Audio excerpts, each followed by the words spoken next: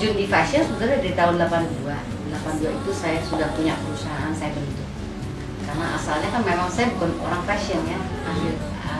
Akhir kata kenapa saya jadi begini juga semua karena otodidak gitu. Jadi tahun 82, 81 saya bangun perusahaan. 87 baru saya mengkonsentrasikan untuk mengembangkan batik.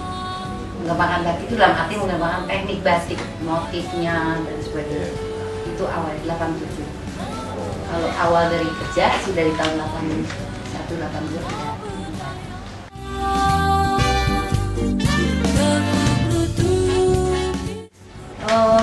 Pertama kita harus mengerti bahwa batik itu bukan motif, bukan warna, bukan bentuk. Ya. Batik itu adalah prosesi perjalanan pembuatan kain itu sendiri. Ada yang terbiasa digambar dulu dan sebagainya. Nanti kalau di kita itu spontanitas, bahwa batik itu yang dipentingkan di proses batik itu adalah menggunakan malam, itu pasti. Malam itu lilin ya. Tapi kita jangan lupa bahwa Jepang juga membuat batik. Dia menggunakan starch atau kanji. Dan kebanyakan warnanya biru putih karena dia pakai warna alam dari indigo. Nah, kalau proses batik itu pasti menggunakan dua terminasi tadi, dan toolsnya itu ada yang menggunakan canting atau cap. Jadi essence batik itu sebetulnya itu. Banyak orang nggak ngerti what is batik. Batik is that. Batik bukan karena dia terutung, kabung, atau itu batik, no. Batik itu kalau kita lihat dari sejarahnya juga, dari zamannya dulu ada cerita Flash Gordon ya, di zaman VOC itu udah ada batik yang gambar-gambarnya Flash Gordon, ada mobilnya, ada apanya, ada Cinderella, ada Snow White. Jadi batik bukan motif ya, batik itu proses.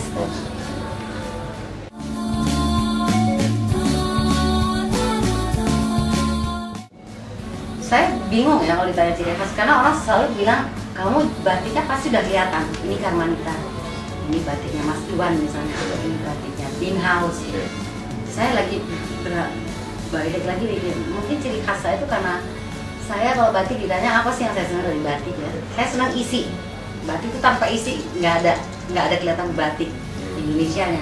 Kalau kamu lihat seperti ini seperti painting, tapi sebenarnya prosesnya batik. Tapi batik sesungguhnya itu kekayaan dari isi, yang kalau orang Jawa bilangnya isian. Nah, saya berangkat isennya itu dimotifkan instead of diisinya. Kayak gimana tuh? Saya jalan kalau canting nggak pernah saya jalannya begini. Pasti saya jalannya titik. Semua motif saya mau gambar bunga atau apa. Tapi saya mainnya di dots itu tadi. Nah itu khas saya mungkin itu ya. Yang kedua, saya senang bermain pagi sore. Misalnya bahan 2,5 meter itu saya bagi dua, kiri kanan warnanya berbeda. Ketiga, ciri khas saya selalu bermain dengan frame. Karena tanpa frame, tanpa bagan-bagan, saya nggak ngelihat batik itu indah. Jadi kayak printing, jadi kayak beri kain meteran. Itu mungkin ciri khas saya ya dari batik Karmanita seperti itu.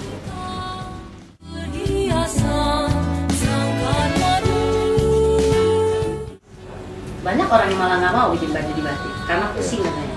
Udah bermotif terus bikin seperti apa lagi gitu. Kalau buat saya, if you are a designer, whatever kain ada di depan kamu buat sesuatu, ya kamu langsung berjalan, berpikir. Kalau kamu hanya bisa membuat sesuatu di bahan polos, berarti you're not a designer, you are just tukang jahit gitu loh. Justru tantangan aku itu kalau dia bermotif yang orang agak bingung membuatnya. Nah, makanya kalau dilihat baju-baju saya itu sebenarnya nggak berpola ya, nggak berpatron. Saya tidak pernah duduk di meja bikin patron untuk bikin baju. Saya selalu pakai boneka, pakai manekin. Manekin saya tuh ukuran dari XS sampai ke XXXXL. Dari baju apapun saya berapin boneka langsung. Ya, kalau kita pakai patron, wah ini motif harus ketemu sama ini. Ini yang bilang begitu siapa? Buat saya art itu tanpa batas. Jadi walaupun dia motif tadi ada di sini, sambungannya di bawah, that's my art. Accepted gitu.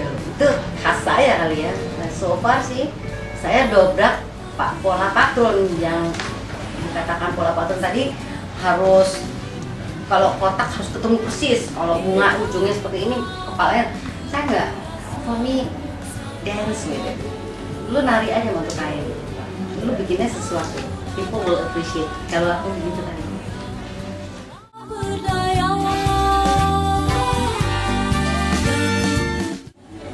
banget. 87 saya menang lomba perancang mode ya. Dan itu saya bikin kejutan bahwa batik bisa tekniknya bisa dipadu sama stitch and dye. Kalau orang Jawa bilangnya curi-curi ikat.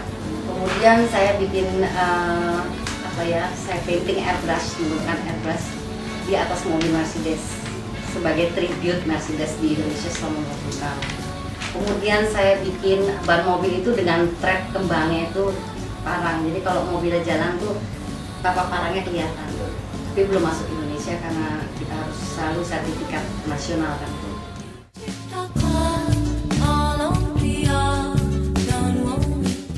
Aku tuh go by the flow every day. Karena ini 24 jam dari hari ini aku juga nggak tahu tiba-tiba aku dapat telepon untuk ngerjain apa, aku dapat email ngerjain apa.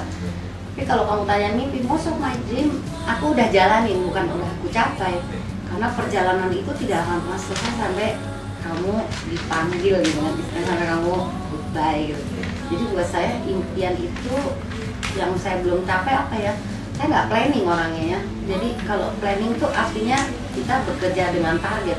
Sementara dunia art itu nggak bisa kita bilang target, kecuali kamu buat iklan, kamu punya target pembuatan itu. Tapi si pemesan pun harus mengerti bahwa ini kerjaan art, jadi tidak bisa selalu target itu pas. I don't like target.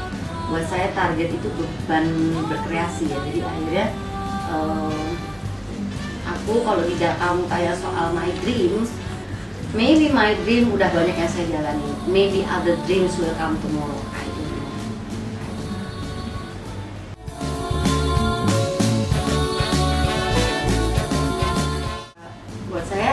Batik itu harus dipelihara, harus dikembangkan, harus diinovasikan lebih jauh, harus harus lebih di appreciate. It's something that we have yang di awardkan oleh dunia. Jadi kita pelihara, kita kembangkan.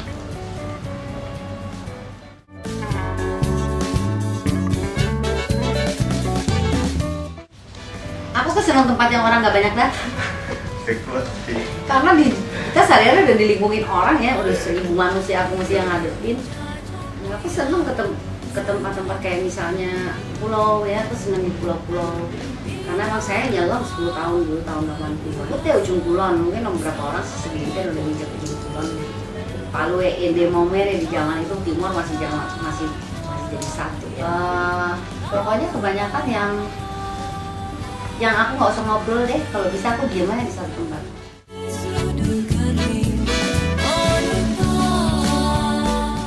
Aku lebih senang makan ikan terus, jenis apapun ikan makanan Indonesia tuh aku makan, apapun. Makanan ikan deh, pokoknya ikan tuh ya buat saya kesehatan ya, gitu aja. Jadi kalau ada kerepotan soal daging sapi masuk itu aku nggak bisa, karena aku nggak makan.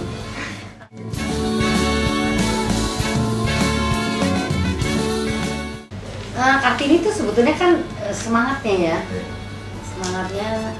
spiritnya dia gitu, sama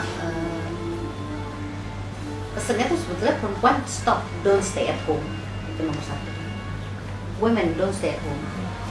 Kalau Kartini yang kita bicara Kartini sesungguhnya karena ketercekaman dia sehingga dia menyalurkan inspirasinya lewat apa yang dia mau lakukan. Kita punya itu tempat, waktu, keleluasaan. Buat saya Kartini itu adalah yang ingin dia lakukan dia tidak bisa capai. Why not us do that for her? Itu buat saya Kartini. Saya Karmanita, saya telah deskripsikan Indonesia. Oke.